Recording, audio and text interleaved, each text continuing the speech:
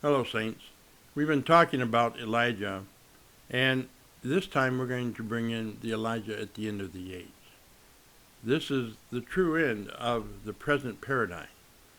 I don't look at Revelation necessarily as a book about the end as much as I see it about the beginning of the new earth, the new city, God restoring all things. But before he does that, he has to take back the world. And when he does, he sends the messengers out to the world to warn them in the preparation of the coming Messiah to take it back. And before Jesus, as King of Kings, can come, the message has to be given. Many people think it's just a person. I know some offshoots that think that it's a man, a particular person who will come.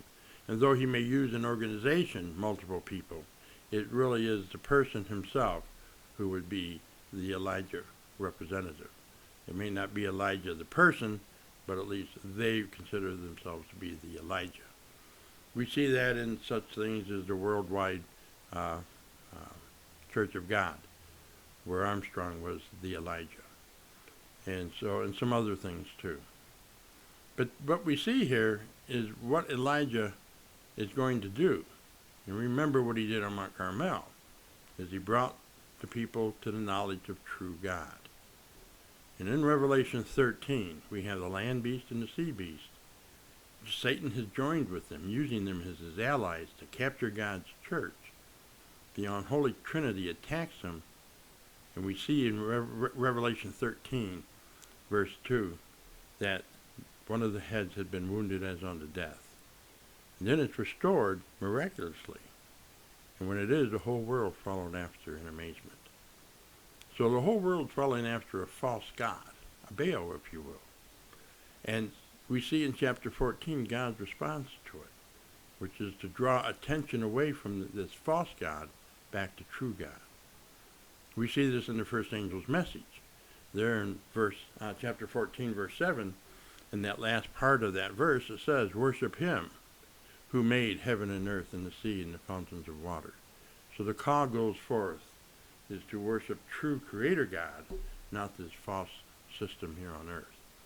And in calling people back to Creator God, we are preparing people to take Jesus as their Savior and to prepare them to be members of the coming kingdom that God will restore as he takes back the world.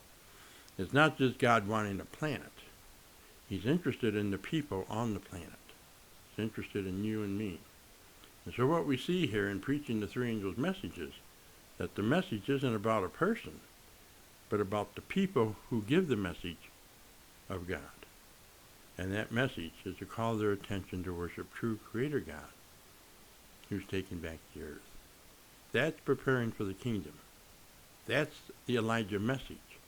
And that's where you and I come in. We all have a part to play in sharing the gospel of Jesus Christ, his life, death, and resurrection, as we take back the kingdom for Christ. Call people's attention to the true Creator and not the false system that seeks to take people away from God, that forces them to stand in a place where they ought not, that is, in the place of God, as if they are God. So this is our mission, as at the last day Elijah's, to call people back to worship true Creator God. Let's build the kingdom together. Blessings.